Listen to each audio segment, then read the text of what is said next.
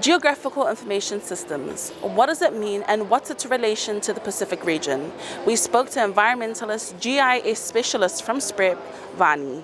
There is a difference between data and spatial data. So spatial data is what is being used for GIS mapping. So in terms of traditional knowledge, it is how we collecting data from our communities.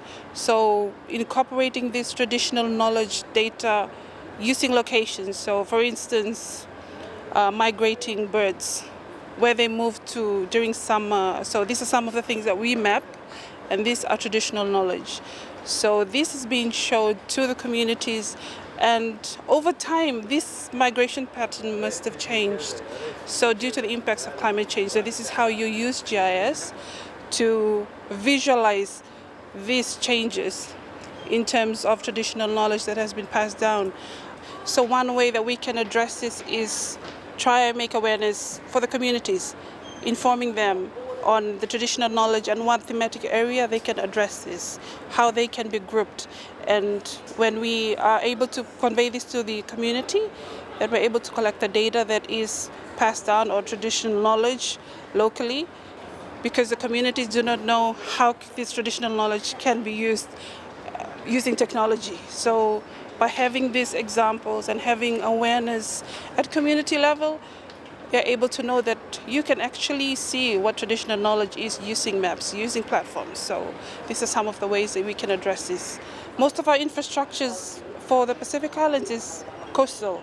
So schools, hospitals, you have this along the coast. So using GIS, you're able to map them out, location of all these infrastructures, location of villages, and then using the map data, the meteorology data, you're able to tell the community, so this is what happens in the month of November or December. Or you tell them within the next 20 years or 25, half of the village will be flooded when there's a king tide. So it educates them in terms of adaptation. So creating an awareness to them, like within the next 25 to 30 years, you would likely be relocating.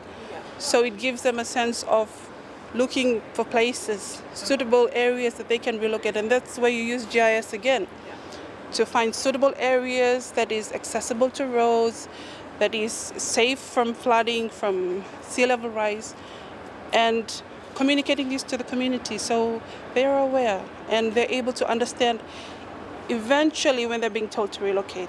As we heard from Koroisamanunu, traditional knowledge is vital for adaptation and amongst other things when it comes to climate change resilience for the Pacific.